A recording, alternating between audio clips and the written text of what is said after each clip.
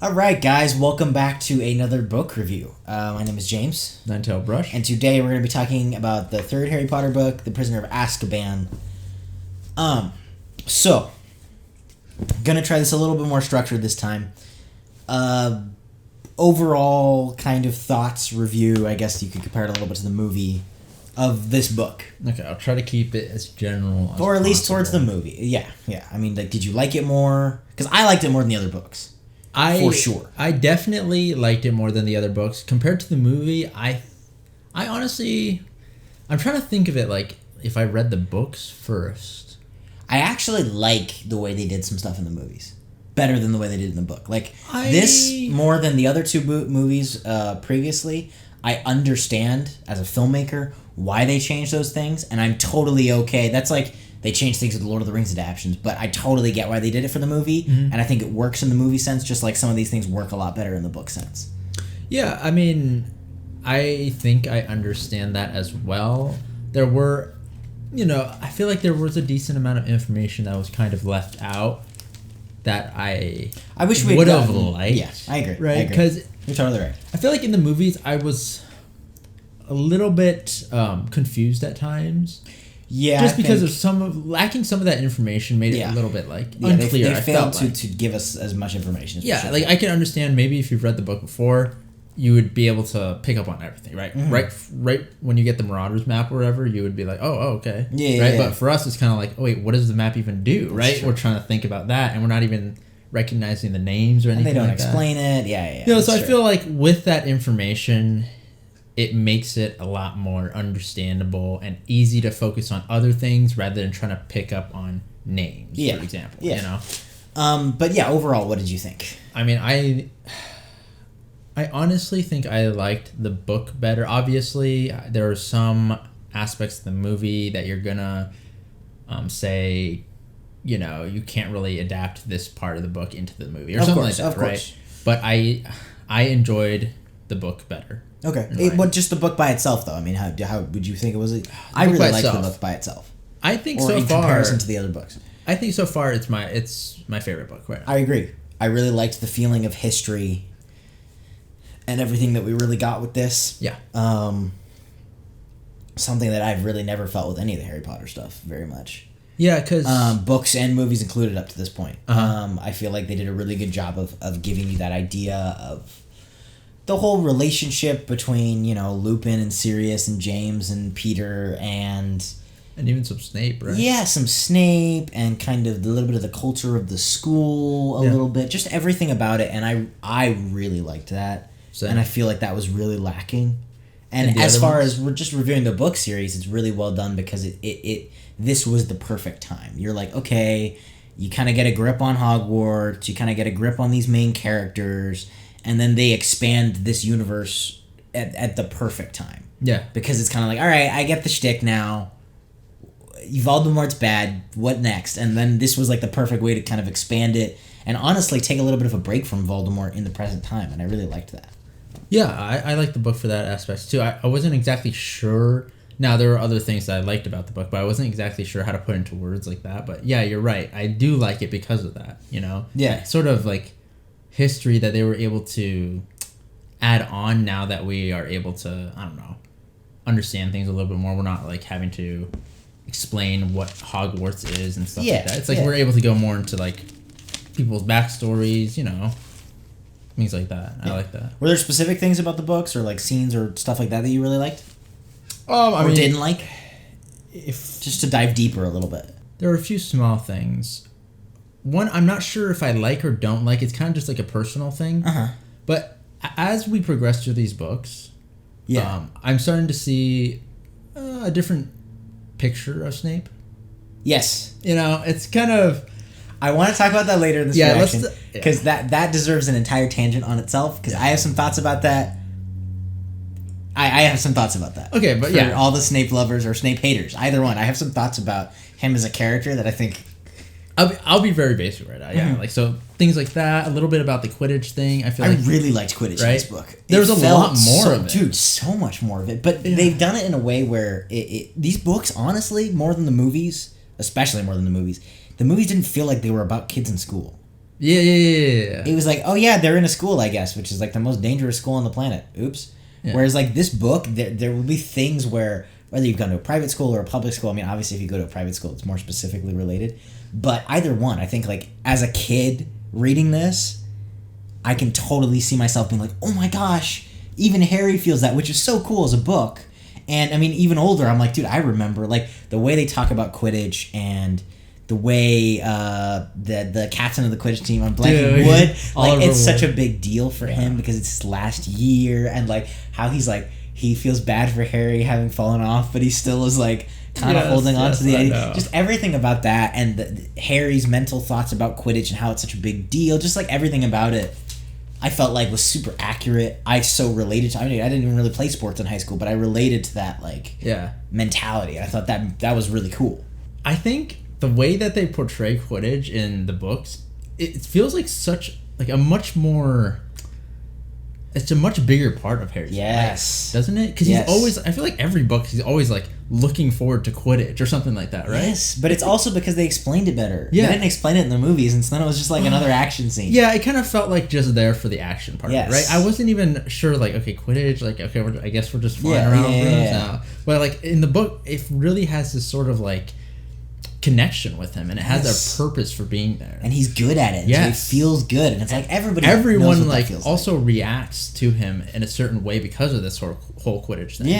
And of course we get to of course meet some of the newer characters or whatever, and seeing like, because I think Cedric, I don't remember, was he always, he wasn't in the movie at all, which is actually great that they set him up in this movie, even though he's probably not gonna, even though he's going to play a bigger part in the other movie. I liked that. I mean, because he kind of felt like he came out of nowhere when he was formally introduced. But, seeing him now, it's kind of like, okay. And even Cho Chang, you get that. Oh, yeah. True. But, I just like this feeling of, like, it's an actual, solid sport thing that everyone, kind of knows. It's not like, I feel like how the movie kind of portrays it as more of a side thing. Yeah, no, I agree. That's one of the biggest things. I really liked Quidditch. I think it really strengthens his connection with Fred and George too. Yeah, because it's like before, it's like, okay, they're Ron's brothers and they kind of show up, but it's like, oh, dude, they're like his teammates, and like because he's the seeker too, he's like especially vulnerable. So they're like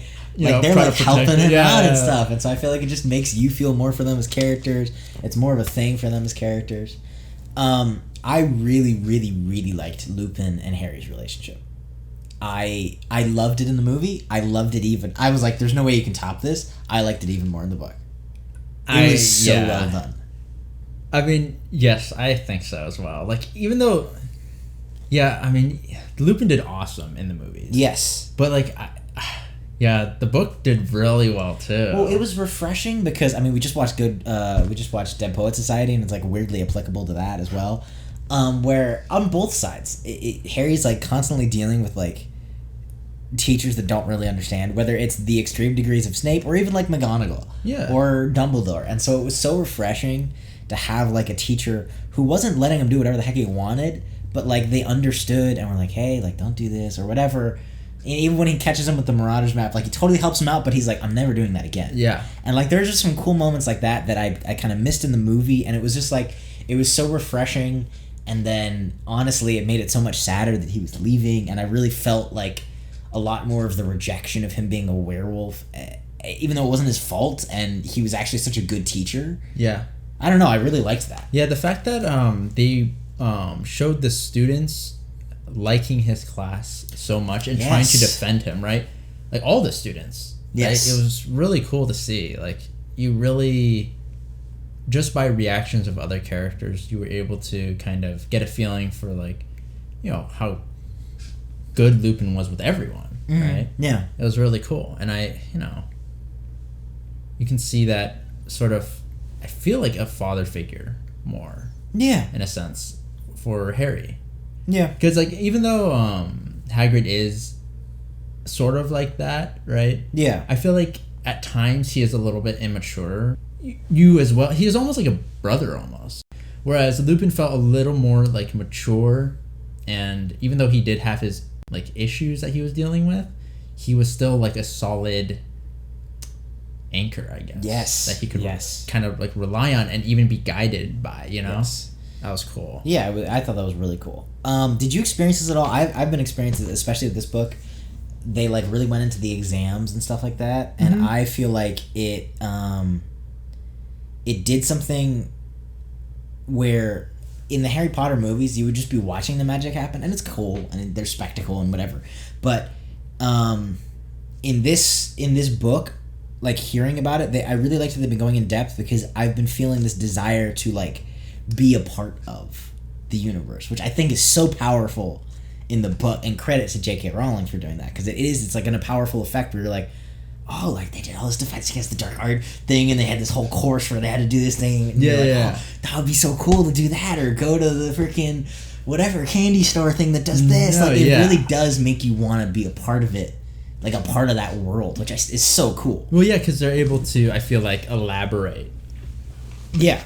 I feel like they were able to like elaborate a bit more on stuff, which honestly, like, I can understand that, like, if you can't exactly fit everything into the movie, I think that is one of the things, like, okay, well, if you have to leave it out, you know, you just happen to leave it out. Definitely. But, you know, it is a very awesome, like, bonus, I guess you could say, that draws you in more. Mm-hmm. What did you, so I guess, well, yeah, let's get into the debate that is going to be the pinnacle of this. What did you think of Snape in this book? Because, like you guys said, he was, like, way nastier for absolutely no... And especially, I mean, because I was listening to it, like, friggin' Stephen Fry was going off when he was doing those Snape lines.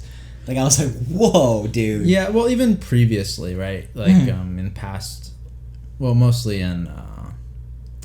not the first book as much, but the second book, kind of. I was starting to get a sense of, like... A little bit, but, like, some of the stuff with Hermione was like, dude. Yeah. Like, whoa. And, like, even things, like, with the toad and stuff, like... Yeah. Trying to do spells on the toad and like it could die and all that. Yeah. I was like, okay, that's like a little bit. Yeah. Right? Yeah. And one of the things is they always describe him as he smiles. Or he snarls. Yeah, or he like, but he also like smiles or something like at times, right? Yeah. And to me, at least when the actor Alan Rickman like plays him, he just seems more like serious. Well, they play it more as like they always describe it as like an evil smile or something, and you're like, it's like, dude. whoa, okay. Yeah. Like he's deriving some sort of pleasure from the suffering of these kids, which is kind of like weird. Like, now here's my thought, right? Because obviously I think that the two camps that I've been seeing is like the people that love Snape, and then all the people that hate Snape are like, you'll learn to hate Snape as you read the books. And I definitely was like, okay, this is a little hardcore, but I was like thinking, because I feel like it's not as simple as that. So I don't know what you think about this, but I think that there's something to the fact that Dumbledore does trust him. Right? Because look, every Harry Potter fan, I don't care whether you watch the movies, read the books, do both, everybody knows that Dumbledore is the hand of God. Not really, but like, you can very much trust him. And I thought it was really curious because, you know, I saw him like kind of casting constant doubt about Lupin. And I kind of was like, dude, shut up. Like, Dumbledore trusts Lupin. And then as I was thinking that, I was like, Dumbledore also kind of trusts Snape. And so I wonder if there's more to that. I don't know whether where Dumbledore is giving these people a chance, and if there's a reason necessarily like that he sees something in Snape. Because this book did really bring out the idea that Snape is being, like, Harry called him out a few times, which I really liked. And he is being pathetic and petty over these, like, children's quarrels. Yeah, even the other kids called him out a few times. Yes. Like, I think... But I feel like Dumbledore sees something in him. Like, is there something to that? I was thinking that as well. Because Dumbledore wouldn't actively put the kids in danger, I don't think. Yeah, I mean, listen, in the end, right, if we just want to get down to the nitty-grittiness of it all, he sacrificed his life. I mean, I want to see how it plays out in the book to do the ultimate that is true. Judgment. That is true, but I don't know if they would make that big of a change. No, right? I don't think so. I'm just saying. In the end, he does sacrifice his life. Mm-hmm. That's, even if he is, like, I understand, like, okay, he is being petty, okay? He's being, of course, childish, immature at times, but, like, when it gets, like, serious, he's usually there for the good, you know? Yeah, I mean, he was kind of skirting the line with Sirius and Lupin in this book, which is really where I was like, whoa, dude, like, you have a result that you want this to be, as opposed to the right. Yeah, that is true. And it really did feel like that. Yeah. I mean, thing is, I'm unsure. I think it's unfair to say he's good. I also think it's very unfair to say he's, like, straight evil. No, I don't think he's absolutely straight evil. I mean, Otherwise, there's no way Dumbledore would allow him to do what he does. Yeah, I don't think he would be a part of the school if he was straight evil. Yeah, and a lot of the things also, I think, were because of, how the past went about and things like that, right? Even his just, like, I know they described it a lot of times, like, his, glaring at Lupin a lot of times, anytime he was brought up. Yeah. Right? Certain things like that might add on to the dislike of Snape. Mm-hmm. But if you think about it, it's not what they're trying to show in the book as it being like it was because he lost the job to the defense of the dark arts. Mm-hmm, mm-hmm. I feel like they were trying to play it as that. Yeah, but rather it was because of he was sus, yeah, and the history. The history, and he was sus, right? Yeah. And so, I feel like that slowly starts to build up a lot. There's a lot of like little bits and pieces there that I feel like make him feel a lot more evil than he actually is. Yeah. Like, I think he's, a lot worse in the books than he is in the movies, for sure. But I feel like everything in the books is just intensified times like 2 in the books. Yeah. To be fair. That is true. You also have to keep that in. Like, I have a better idea of all the characters. I think the Dursleys are way worse. I think Lupin was way better, right? Like, I really do think the books are a little bit more...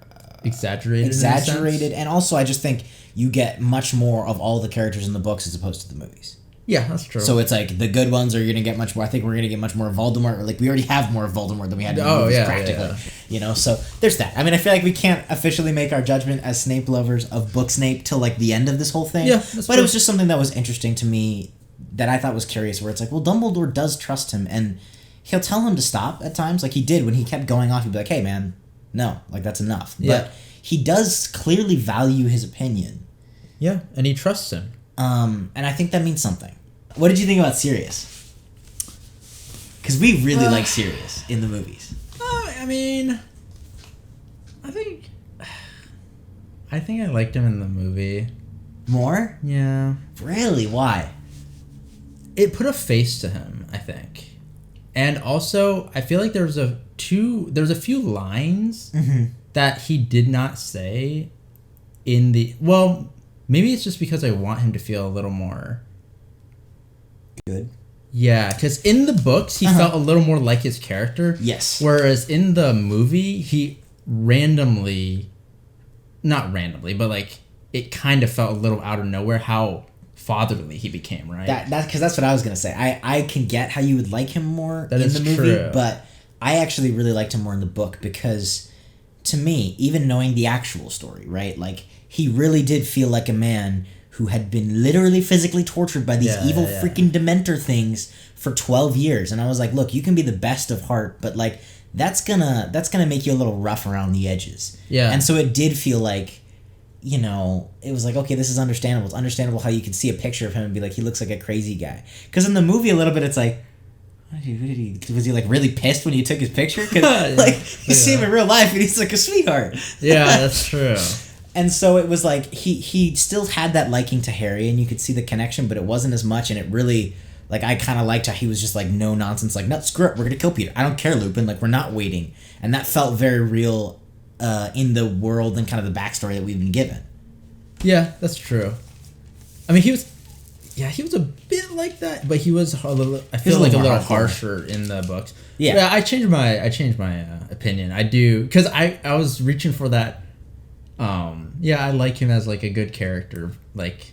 I think he'll grow into that. Positive. I do think he'll grow into that. But I think that he kind of has to start a little rougher. It doesn't really...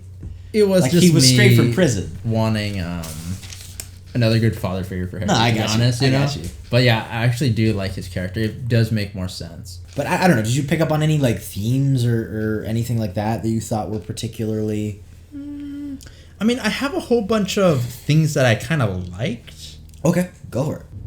Well, a little thing. I'm going to go all over the place a little bit here.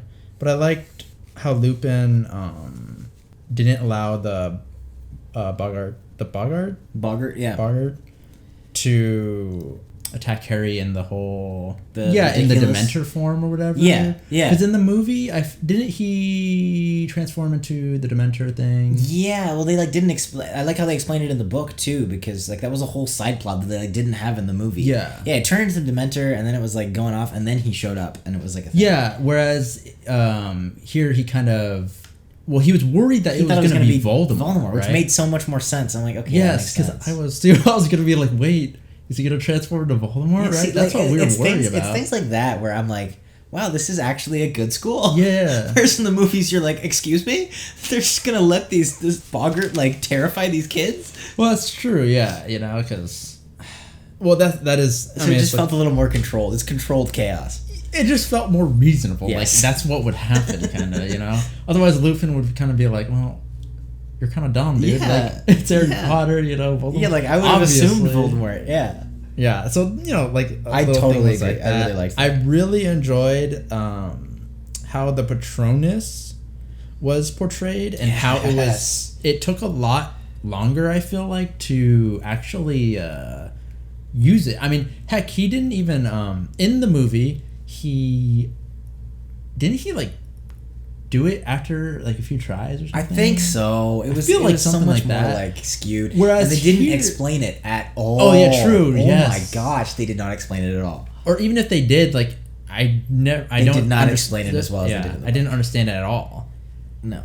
But yeah, I feel like in the book we had several like weeks even, right? Yeah. Of like having to practice and Harry failing a yes. lot. Yeah. And he didn't even he wasn't even able to do it with Lupin at all until I think he first did it during a Quidditch match or something like that. Yeah, but then it wasn't even them. That was funny. that was weird because I was like, why are they back? I was like, what? Like, come on.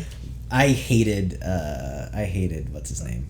Draco in this book. He was it wasn't even like to a point to be mean. He was just like, dude, shut up. There's like bigger things happening. Like I was so happy when freaking Hermione went off on them. I was like, yes. And it was just out of pure actual annoyance. I was like, why are you even here, dude? Annoying like in this one. I was like, wow, guys. Like you're not even being a good bully. Like you're just being annoying. Like what are you doing? Yeah, they really felt like pests this time. I was like, come on, guys. Shut up. No, but yeah, I liked the whole Patronus and the whole like mental thing they did with Harry, where they really dived into him hearing his mother and hearing his father, and then there's a super cool part of the book where he was sitting there being thinking like he wondered whether he could actually ever do a Patronus because he wondered if a part of him wanted to like hear his parents again, and I thought that was just so powerful. Like I don't know, I thought there were some really profound ideas that they really played with in Harry. Yeah, because I mean it just added a lot more struggle to producing something of that like level and also that positivity, right? The Patronus is kind of like that memory or whatever, know. And I think Harry, because of his past, kind of struggles with that. And I like how they showed that and him trying to counter that is cool. I also like obviously I do like the whole explaining of the backstory, the Marauders and stuff. Of course, yeah. That's all cool. I didn't get this in the movie. Even if they did explain, I don't remember exactly, but I like how they said that they became the Animagus because of to stay with Lupin. I don't think they explained it at all. I kind of like that because it really gave me that sense of like camaraderie. Yes. And I was like, oh dang, that's really cool, right? Yes. Because like otherwise you kind of just, I don't know, in the movie it felt like, oh, they're turning into animals or something, like he's a rat now. I was like, oh wait, what? Yeah. But I really liked that. Also, why did we not get the bear-sized dog in the movies? Yeah. Like I was kind of missing that. Yeah. Like I was like, hold up, bear-sized dog? Yeah. And then it was just, it's just a regular dog. And Lupin wasn't exactly, he was like more of a, well, I mean, I guess it was more likened to a werewolf in the movies, right? Yeah, I mean, that was fine. I thought that was an odd thing that they kind of missed an opportunity on. That's true. I guess he was more like a normal-sized dog. Which is then when he was going up against Lupin, it's like, dude, you don't stand a chance. Like, you're a regular dog, and this is a werewolf. Yeah. I mean, look, this sounds like a ripping on the movies, but A, a lot of you guys agree with us, and B, it's just, I'm going to point out the imperfections because the good stuff we've already talked about, kind of. Yeah. Yeah. There was one thing that I liked in the movies, actually. I liked the time travel in the movies a lot better. Yes. Hermione doing the things that she did in the time travel thing where she was like throwing the rocks and stuff. Yes. I like that a lot better. I do too, and I know this I don't know if this is going to be controversial. I'm actually curious to see what you guys think. I think that there was so little of that. Like they did it with the Patronus, and I believe that's it. Oh, they did it with Buckbeak. Yeah. I can see how you're messing more with the timeline, but at the same time, dramatically, I think the catharsis of that reveal is so much cooler when there were other things and you start making all these crazy connections. Yes. Whereas this, I mean, yeah, it was cool, but it was not, like I said, the only way I can describe it is like that cathartic effect where it's like, oh my gosh, like everything connects. It didn't have that little cool. Didn't factor. have that. Yeah. Did not have. That's one thing. That's a plus to the movies. Definitely plus. Throwing that on there. I was so surprised that wasn't a part of the book. Another time, I feel like they gave Ron the low sweep in the movies is like they were doing it in the past books when he was standing up for Harry. This time in the shack, he had a really epic moment. Yes. Right? Because his leg was broken. Yes. And he stood up in order to kind of defend Harry. Right? Yes. Which I don't exactly remember if anyone even. No, the whole Shaq moment in the book was just golden, and I was so was. annoyed that they edited it down. Like, yeah, the teamwork. It was such an epic scene, and it was so long, and then the drama of Harry like screaming at them and not listening, and Snape with the invisibility cloak. To me, that should have gone directly from page to script. Yeah, and there's no reason it shouldn't have. Yeah, because it truly is the like, even though in the book it actually isn't the climax, it is the emotional climax of the story. Yeah, especially in the movie. Yes, and so I really was frustrated that they didn't keep as much of that. Yeah, I feel like that scene was one of the scenes that really got hurt because it was much quicker in the movie, and the scene in the book, I couldn't believe how long it was, and it was so powerful. Yeah. And it really felt like Harry and his hatred and everything, just the way they did it, and how Black didn't even care at points and was just like, screw it, I'm gonna kill Peter. Yes. Just the way they did the whole dialogue back and forth, and even Lupin didn't really know what was going on and was trying to figure things out. Just the way they did all of that, I thought was amazing. Yeah, I mean, so it kind of stunk that they didn't have that. Yeah, it was unfortunate. That is just one of the things, and then. What did you think of the Dementors? I kind of like the Dementors better in the book. I like them better in the book. Because I feel... Here's my thought. Is that the Dementors in the movies really just feel like these, like, forces of evil, like ghost things. Whereas the way they describe them in the book, it's not wrong in the movie, but they do feel like people more? Like... Well, they felt a little less... Maybe a little more grounded. Less just like dark spirit and more like dark creature, and I know that doesn't really sound like a big distinction, but I feel that the idea of like, oh, the Dementors are going to be here at this time, like that, I could not imagine that in the movie world. Whereas it gave a little more of a feel of the mystery behind the hood, because it felt more like a creature as opposed to like the Dementors in the movie. I'm just like, wow, I don't need to see what's underneath the hood. It's some creepy weird creature spirit. Yeah. Whereas in the book, it really felt as if they were guards. They were like soul. Like there was this kind of thinking factor, but then they also weren't human. And that made it very unnerving. I did like the Dementors more in the books. It did feel like, I don't know. There was more like control over them almost. It wasn't like in the movies like, oh gosh, they just out of nowhere. Like, oh my goodness! Like, oh my gosh! Of course, there was some like issues obviously, but I feel like it was purpose of the story. Yes, it did just feel like a little more like, we got this under control. Maybe we are a little loose around the edges, but it's not like these demon things flying around and just sucking everyone's just doing soul out, randomness. It felt like they were portraying it more intelligently. I really liked the side plot with Hermione. It was a very odd thing, but I feel like it was kind of a very simple but profound message of like the overworking and like how she really couldn't handle it. And it was just like, obviously they were setting up the time turner, but also I think that there was kind of a point to it, and I really liked that for Hermione. Yeah. As a character. Yeah, because I mean, I feel like we don't usually get as much with her. Kind of. It is a little more focused on, even like a little more on Ron and stuff, and even some other characters. So it is good to see, her in her own like element almost. Not her own arc. It It felt like she is an individual character as opposed to everything kind of revolving around Harry. Yeah, that is true. The one thing is kind of like, of course, I'm comparing with the movies again here, but I feel like in the movies we do see a lot more of her being almost leader-like, right?